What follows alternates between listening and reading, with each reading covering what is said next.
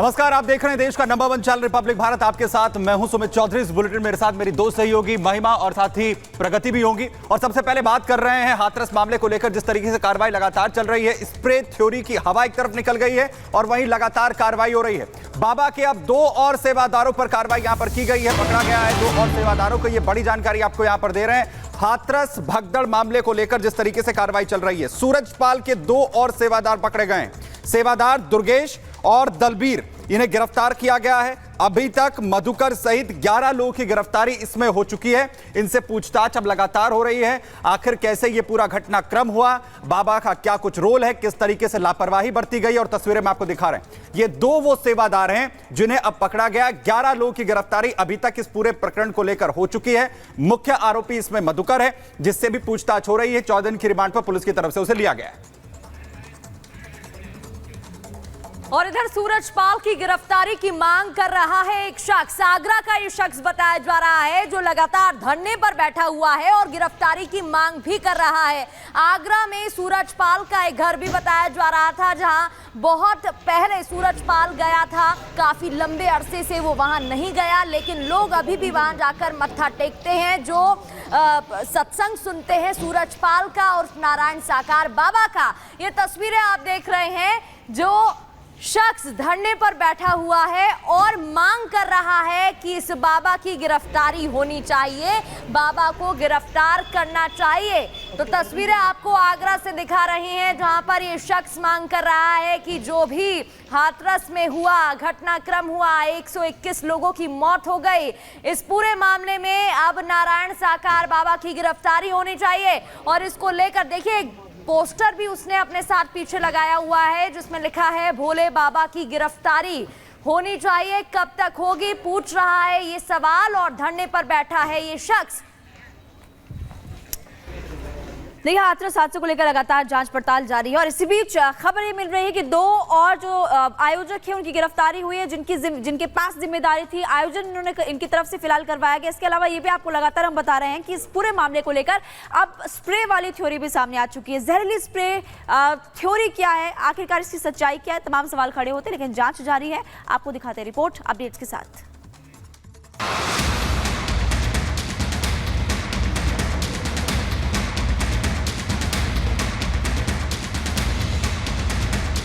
पहले सत्संग स्थल पर बद इंतजामी वाली बात, फिर चरण रज वाला तर्क, अब जहरीला और नशीला स्प्रे वाली थ्योरी।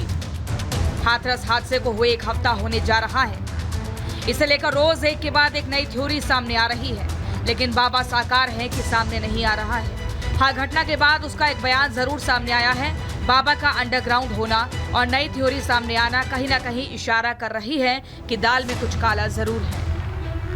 बाबा साकार के वकील AP सिंह बाबा को पहले निर्दोष बता रहे थे, फिर साजिश के तहत हादसे की बात कही, और अब दावा कर रहे हैं कि सत्संग में नशीला और जहरीला स्प्रे किया गया, जिसकी वजह से हादसा हुआ है। और उनके पास वो गवाह भी हैं जिन्होंने इस पूरे वाकये को देखा है। 15-16 युवक बहुत अच्छे मजबूत, हाफ पैंट ज़्यादातर पहने हुए थे, कुछ ब्लैक हाफ पैंट भी पहने हुए थे, ब्लैक थे।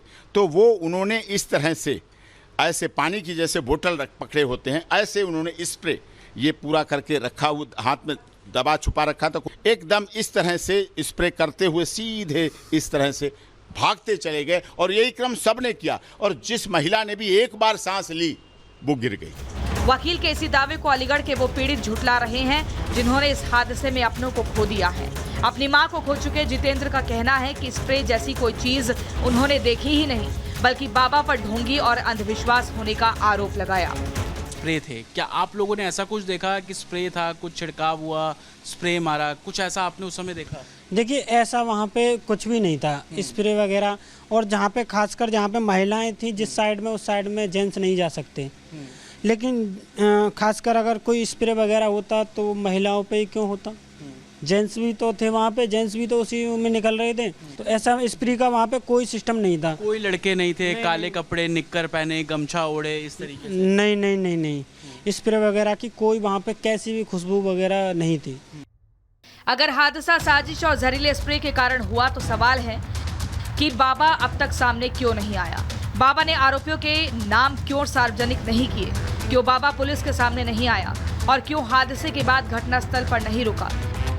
लेकिन जब से स्प्रे वाली थ्योरी सामने आई है, अलीगढ़ के उन लोगों के सुर बदल गए हैं जो पहले बाबा के खिलाफ थे, कार्रवाई की बात कह रहे थे, वो अब बाबा को पाक साफ बताने लगे हैं। पत्नी की इसमें दुखद मौत हुई, 6 साल का मासूम बच्चा, किसको कसूरवार आप मानते हैं कि कौन कसूरवार है? भैया देखो, कसूरवार वो तो अपना सत्संग समापन करके चले गए। उनके जाने के बाद में जो ढक्का रेला जो लगे, वो कभी आज तक मैंने सत्संग बहुत करे हैं, ग्वालियर हर जगह चला जाता हूँ, मुझे पर जब टाइम मिलता था, पर कभी ऐसे रेला नहीं लगे। और तुम ही आप अंदाज़ा लगा सकते हैं, जैसे कि इतनी मौत हुई है, अगर गिरेंगे दबंगे, किसी का हाथ टूटेगा, किसी का पैर टूटेगा, किसी के कोई ऐसी खास चोट नहीं थी बिल्कुल। रिपब्लिक भारत से बातचीत में एक पीड़िता ने बताया कि हादसे के वक्त वो बेहोश हो गई थी और उसे होश में लाने के लिए कुछ लोगों ने उस पर पानी डाला था। देखा था उन लड़कों को? नहीं, मगर भीड़ में उनका चेहरा नहीं आया सामने, मगर वहाँ पे बहन भैया चिल्ला रहे कि भाई साहब ये क्या कर रहे हैं कि हम इनके ऊपर पानी का छिड़का दे रहे हैं, पानी के लिए तरी कर रहे हैं इनके लिए। ये कब हो रहा था? भगदड़ से पहले या भगदड़ के नहीं बाद? नहीं, भगदड़ के बाद में ढक्कई में। अच्छा, भगदड़ के बाद किसी ने पानी से डाला? हाँ, बामे सबरे बामे जब भगदड़ हो रही, भगदड़ में गट्ठा में हम एकदम टंग गए वहाँ पे, वहाँ पे जो मट्टी हुई है वहाँ, तो भैया डाली है। अब सवाल है कि महिला पानी डालकर होने में लाने की बात कर रही है, तो कहीं उसे ही एपी सिंह ने स्प्रे वाली थ्योरी तो नहीं गढ़ दी, और क्यों अचानक से पीड़ितों के सुर बदल गए? Bureau report, Republic Bharat.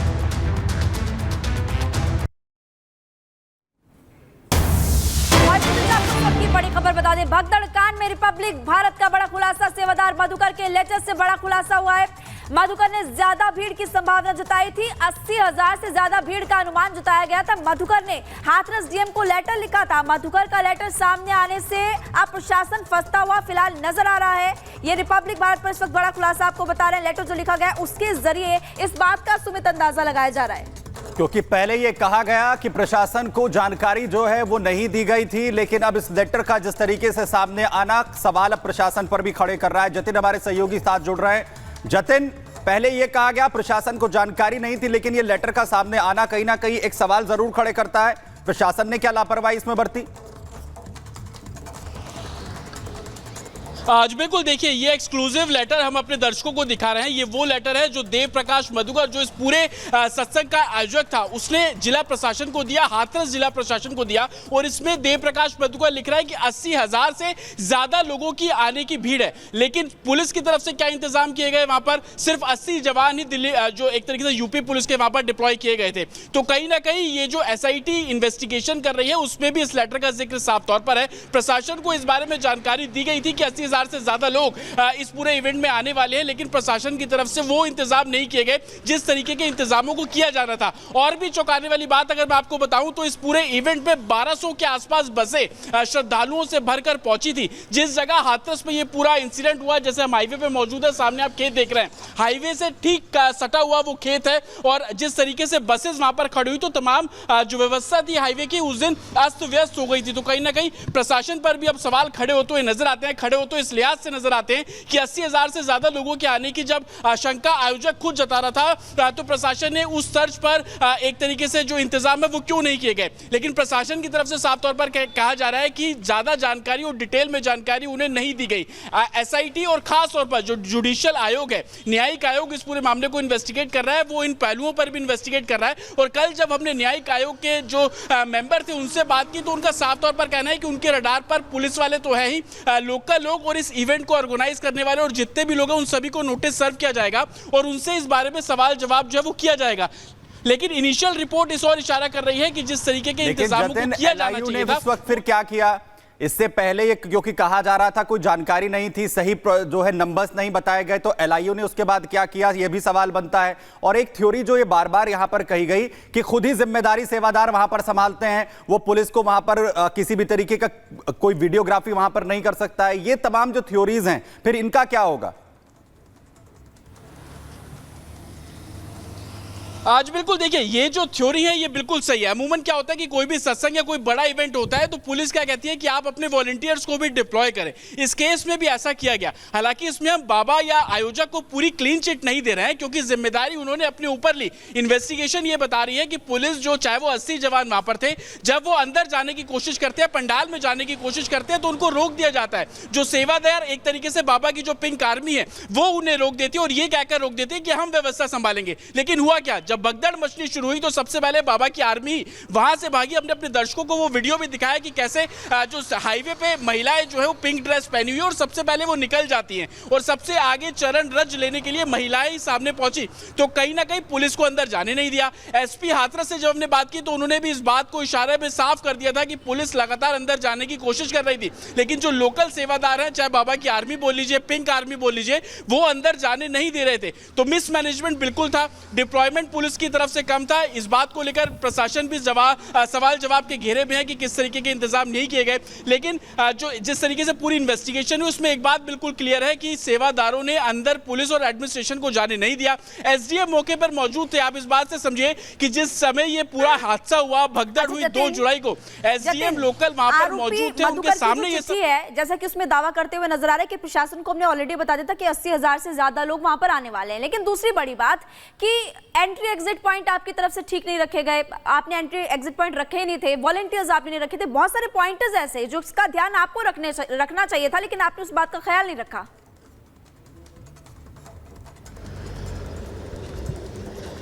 आज बिल्कुल देखिए, कोई भी इवेंट होता है उसको लेकर पूरा एक रोड मैप दिया जाता है। हालांकि जानकारी ये मिल रही है कि परमिशन लेटर जो दी गई उसमें सिर्फ स्ट्रेंथ के बारे में जानकारी जो है वो दी गई, लेकिन जिस तरीके का स्ट्रक्चर होना चाहिए वो स्ट्रक्चर नहीं था। हमने उस टेंट वाले से बात की जिस टेंट वाले ने इस पूरे इवेंट के अंदर जो पंडाल लगाया था।